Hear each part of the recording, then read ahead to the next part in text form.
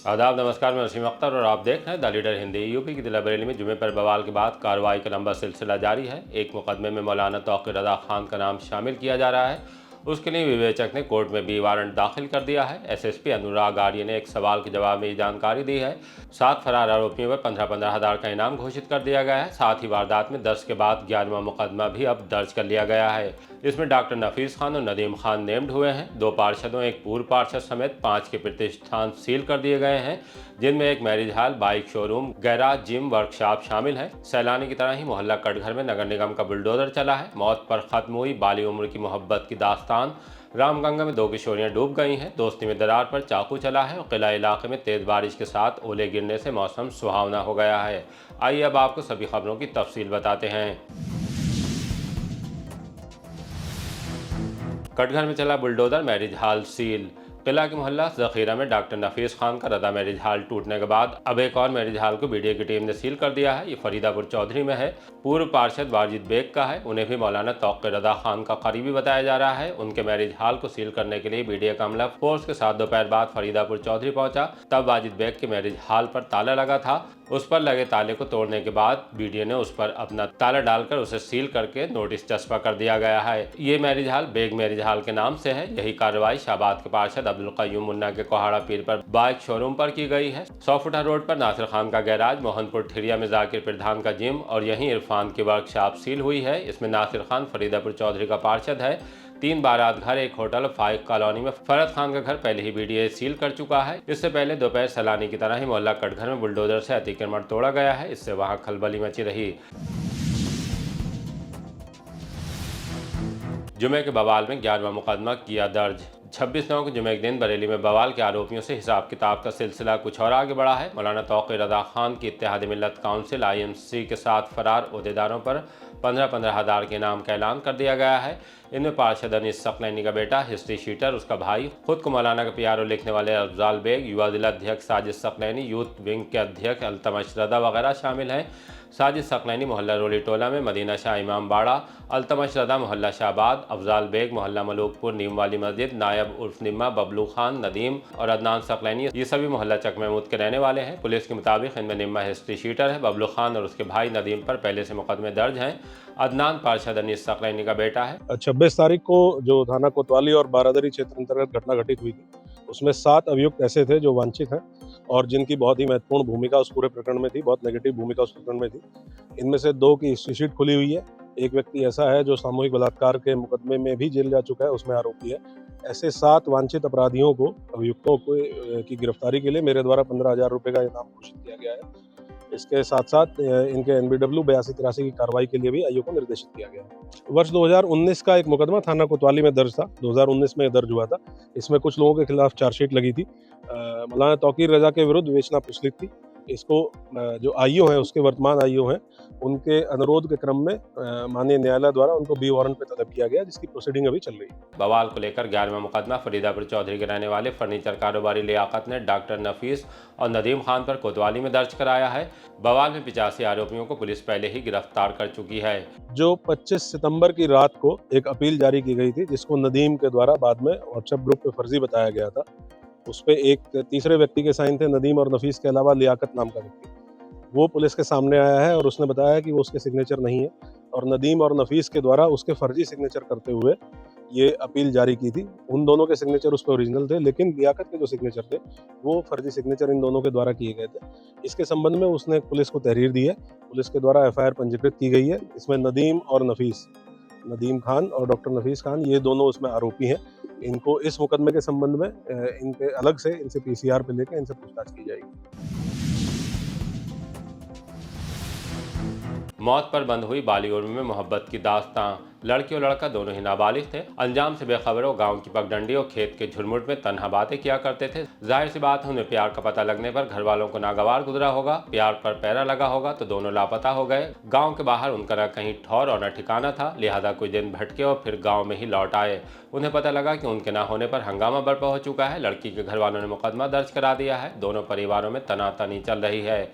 बाली उम्र में कुछ समझ नहीं पाए होंगे कि अब उन्हें आगे क्या करना है, लेकिन आज सुबह जब गन्ने खेत के अंदर जाकर अगल बगल दोनों के शव मिले तो पूरे गांव में खलबली मच गई।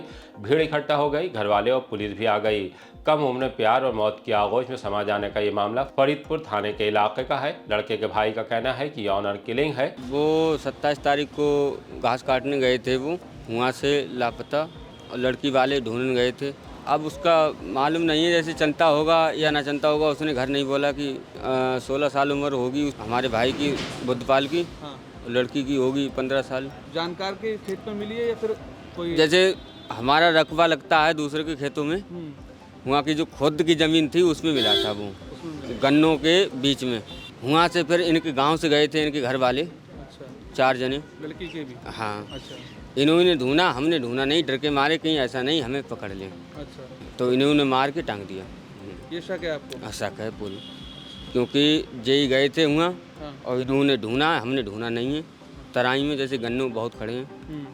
एसपी दक्षिणी अंशिका वर्मा को सुनिए कि वो क्या जानकारी दे रही हैं।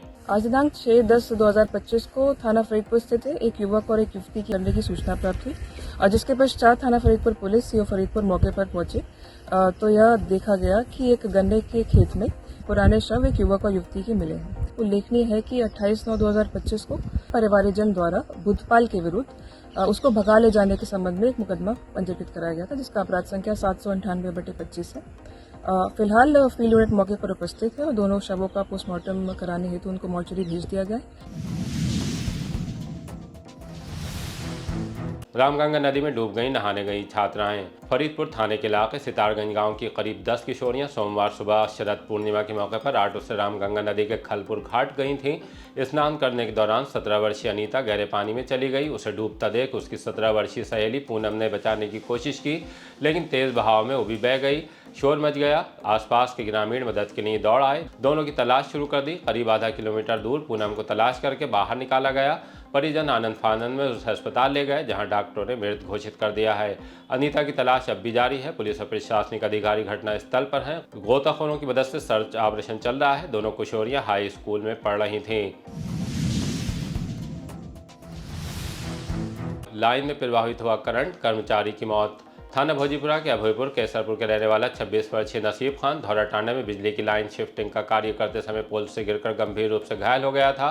तब जबकि लाइन में बिजली चालू कर दी गई, उसे इलाज के लिए भर्ती करा दिया गया था, जहां आज उसकी मौत हो गई। पत्नी मेराज का रो रो कर बुरा हाल है। नसीब की एक छोटी बेटी है, वो प्राइवेट नौकरी करते थे। नैसर खान पोल पे काम कर रहे थे, करंट आ गया अचानक, पोल से गिर गए। कब की घटना है? पिछले इतवार की। कितनी उम्र रही होगी इनकी? 26 साल। कहाँ के रहने वाले थे? अभयपुर केसरपुर। शादी हो रखी थी? हाँ, शादी हो रखी है, एक बेटी है। गिरे कहाँ थे ये? धौराटांडा में। इलाज के दौरान मौत हुई? इलाज के दौरान। सरकारी कर्मचारी थे प्राइवेट? प्राइवेट। दोस्ती में दरार पर चाकू से कर दिया वार। थाना बरदरी के सिकलापुर में रहने वाले 25 वर्षीय सागर पर रविवार रात उसके ही पुराने दोस्तों ने मेले में चाकू से हमला कर दिया। उसे गंभीर हालत में जिला अस्पताल लाया गया। मां नन्नी देवी ने बताया कि रविवार शाम सागर घर पर खाना खाकर कालीबाड़ी में मेला देखने बाइक से गया था। मेले में ही उसके पुराने दोस्त विपिन और राहुल ने मामूली कहासुनी के दौरान सागर की गर्दन पर चाकू से वार कर दिया। इसके बाद दोनों फरार हो गए। पुलिस को मुकदमा दर्ज कराने के लिए तहरीर दे दी गई है। पुलिस का कहना है कि जल्द ही आरोपियों को गिरफ्तार कर लिया जाएगा। नन्नी कहाँ रहती हैं? शिकलापुर। ये कौन है आपके? जी मेरा लड़का है। घटना ऐसी होती है, कल के मेले गया था, उससे पहले भी घटना हो चुकी है। इन लोगों ने घेर के मारा था, पथराव करा था। मैं घर में दरवाजे पर ईंट पत्थर कर दिया था, तो मैंने 112 नंबर मिलाया था, तो पुलिस वाले आए थे, तो विपिन भाग गया था। तो उस दिन से कोई बने फिर भी इसे ले घेरे में लेते थे, आए दिन धमकी देता था इसके लिए। कौन लोग हैं धमकी देने वाले? ये विपिन है और राहुल है। कहाँ के रहने वाले हैं? शिकलापुर के। क्यों धमकी देते हैं? वजह क्या है? वजह ये कि ये संग में नहीं रहता है अब। जे उन लोगों के संग पहले रहता था, अब नहीं रहता था, तो इनने खार काट ली कि पीना खाना नहीं कर रहा है ये मेरे संग में। इस चक्कर में ये पीना खाना छोड़ दिया, रोडवेज से करता था काम। ये फिर कल क्या हुआ था? कल जो मेले गया था, नशे में नहीं था, काली के मेले गया था।